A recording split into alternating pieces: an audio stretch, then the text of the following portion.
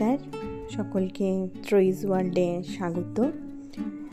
আজকে আমি আলাদা একরকম ব্লগ নিয়ে এসেছি এবং রোজনামচা যা কিছু সবই আছে, কিন্তু শীতের যেটা বিশেষ আকর্ষণ সবজি, সেই সবজি বাজার করে আমার মন পুরো ফুরফুরে হয়ে গেছে। তো সেগুলো ধুয়ে ধুয়ে রাখছি, আবার কিছু কেটেও রাখবো। ভোরবেলা সকালবেলা উঠে পড়ে যদি সময় না পাই সেজন্য ধুয়ে রেখে দিচ্ছি। এগুলো আমি একটা হাট থেকে কিনে নিয়ে এলাম। খুব টাটকা সবজি, তাদের দেশি গাছে, সবগুলোই গাছেই হয়, কিন্তু তাদের দেশি, মানে কোনো কোল্ড স্টোরে রাখা এরকম কোনো সবজি নয়। তো সবজি দেখলে আমার জিভ, কথাই বলে জিভ লক লক করে। তো এত কিছু সবজি যদি আমার সামনে কেউ নামিয়ে দেয় তো আমি সব একদিনই রান্না করে দেবো। প্রবলেম হচ্ছে সেটা তো সম্ভব নয়, কারণ রাখার জায়গা এবং বাসি দুটোই তো খাওয়া যাবে না। তো সেই জন্য, আর এই যে এগুলো মাছগুলো দেখছেন পুরো টাটকা মাছ, ট্যাঙ্কির মাছ নয়, পুরো জালে ধরা টাটকা মাছ। আর আমার এরকম এক হাতের মাছ খেতে খুব ভালোবাসি আমি, কারণ আমি ছোটোর সময় বলতাম যে আমি গোটা মাছ খাবো, কারণ গোটা মাছ খেলে সে নাকি খুব বলবান হয়, এইরকম একটা ধারণা ছিল। এটা হচ্ছে পরের দিন ভোরবেলা আমার তরকারি কাটা, যেমন আমাকে রান্না করে করে তো স্কুলে যেতে হয়, তো এটা হচ্ছে সেই তরকারি কাটা হচ্ছে, কারণ আমাকে রান্না করতে হবে। তো তার সাথে আমি স্যালাড ফ্যালাড সব কিছুই রান্না করে নিচ্ছি, কারণ আমার হাজব্যান্ড নিজে মানে বেড়ে খেয়ে যায়, এটাই অনেক।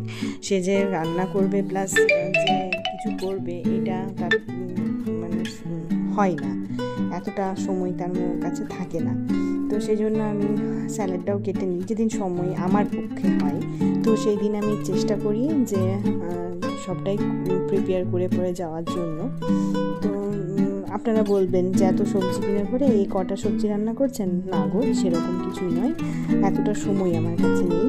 তো সব সবজি দিয়ে চচ্চড়ি, যেগুলো আগে নষ্ট হয় সেগুলো সবজিগুলো আমি আগে রান্না করার চেষ্টা করি। ডাঁটা, এই সময় তো ডাঁটা দিয়ে চচ্চড়ি খেতে, তারপরে পাকা মাছ, মানে পাতলা ঝোল বা বেগুন দিয়ে ঝোল, এগুলো খেতেই আমার বেশি ভালো লাগে, আর রান্না করতেও আমার খুব ভালো লাগে ধনেপাতা উপর থেকে ছড়িয়ে।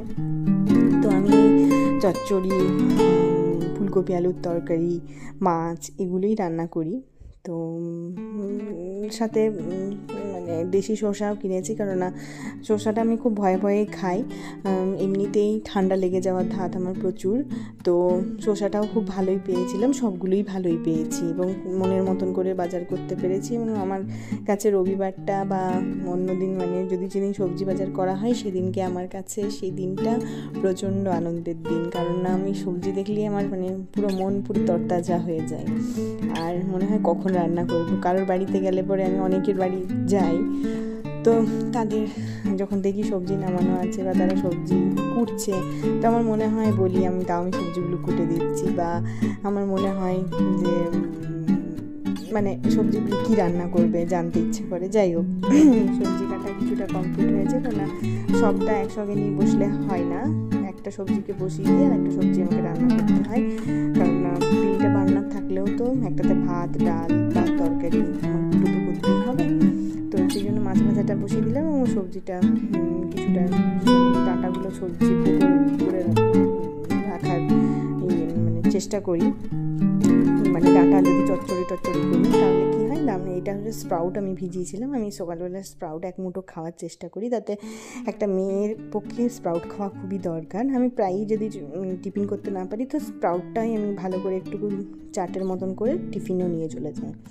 মাছ ভাজা হয়ে গেছে, এরপর আমি পেঁয়াজ ভাজছি, তাতে একদিকে চা বসিয়েছি, আমার হাজব্যান্ডের দুধ চা, আর আমি গুড় দিয়ে লাল চা খাবো। তো মাছের ঝোলটা হয়ে গেলে পরে আমি অন্য সবজিগুলো শুরু করব। সবজিগুলো যত তাড়াতাড়ি মনে হয় যেন আমাকে ভগবান এই সময়টা, এই 2 ঘন্টা সময়টা যদি 4টা হাত দিত বা 6টা হাত দিত তাহলে আমার আরও ভালো হতো।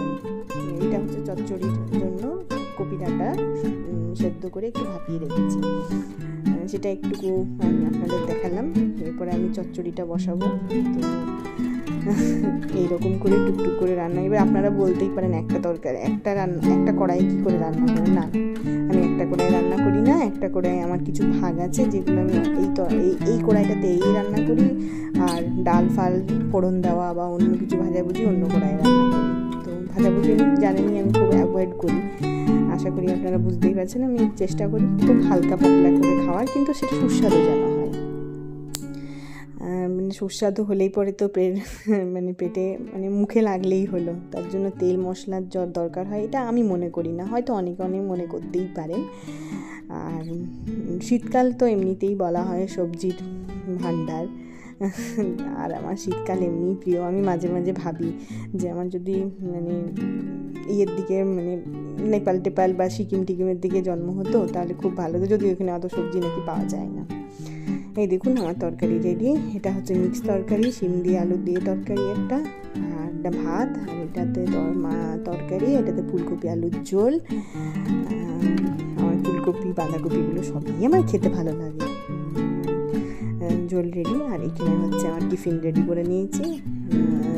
টিফিনে রেডি করেছি আমি লাল আলুর পরোটা করেছিলাম, আর ওই শিম আলুর তরকারিটা একটু নিয়ে নিয়েছিলাম, কারণ ওটা কী দিয়ে খাবার। চা ঠান্ডা হচ্ছে, চা গরম আর দ্বিতীয়বার হয় না। স্কুল চলে গেছিলাম, আর ক্লিপ নিতে পারিনি, কারণ আমার ওই সময়টা বড্ড মারমার তাড়াতাড়ি থাকে, তো সেই জন্য ক্লিপ নেওয়া হয়নি। স্কুল থেকে ফিরে গেছি। স্কুলে যাওয়ার সময় আমি আপনাদেরকে বলেছি যে স্কুলে যাওয়ার সময় আমার ক্লিপ নেওয়া হয় না, বা স্কুল থেকে বাকি ঘরের যেটুকু পৃথিবী সেটুকুতে আমি নিতে চেষ্টা করি, এবং অন্য কারোর ভিডিও নেওয়াটাও আমি ঠিকঠাক প্রেফারেবল মনে করি না, কারণ তারা তো পছন্দ নাও করতে পারে। তো যাই হোক, স্কুল ছুটি, স্কুল থেকে ফিরে একটুকু হয় বাপরে একটু যদি কোমরটা সোজা করতে পারতাম, সেই ভোর থেকে চলতে থাকে, কিন্তু সেই উপায় থাকে না বেশিরভাগ দিন, কারণ আমাকে টিউশন পড়াতে হয়, তো নিজের পড়াশুনো আছে, আপনারা সবই দেখতে পাচ্ছেন টুকটুক করে। পুরোটা তো দেওয়া সম্ভব হয় না, তো যেটুকু পারি, যেটুকু ক্লিপ নেওয়া দরকার সেটুকু নিতে পারি। আর ওই থলিটা যেটা নিয়ে এলাম সেটাতে আরও সবজি নিয়ে এলাম। আমাদের স্কুলের পাশে চাষ হয়, তো এক কাকা আমাকে দিয়েছেন। যাই হোক, জামা কাপড়গুলো তুলে পরে খাবার দাবার খাওয়া হয়ে গেছে, ওইগুলো করার পরে জামা কাপড়গুলো তুলে পরে এগুলো গুটিয়ে করে রেখে পরে আমি যত কাজগুলো তাড়াতাড়ি করতে পারি তত তাড়াতাড়ি মঙ্গল, কারণ আমি পুরো টাইমটা তাহলে পড়াশোনার পেছনে দিতে পারবো। সামনেই পরীক্ষা, আপনারা জানেন সকলেই, এবং পড়াশোনা তো করতে হবে, কারণ ওকে না টাইম না দিলে ও আমাকে কী করে টাইম দেবে। সব কিছুর মাঝেই এটা দরকার, আর কী আর করা যাবে বর্তমান যে পরিস্থিতি। তো এই পড়াশোনাগুলো করবার জন্য আমি আগের থেকে রুটিন ওয়াইজ কাজ করে পরে জামা কাপড়গুলো, এমনিও শীতকাল তাড়াতাড়ি সন্ধে হয়ে যায়, শিশিরে ভিজে যেতে পারে, তাই আমি ভাত খেয়ে পরেই বা দুপুরে খাবার খেয়ে পরে জামা কাপড় তুলে গুছিয়ে রেখে দিই, কারণ না করলে পরে তখন আবার সেই ভুলে যাওয়া হয়, তো সেই জন্য। যাই হোক, চলুন এবার পড়তে বসবো।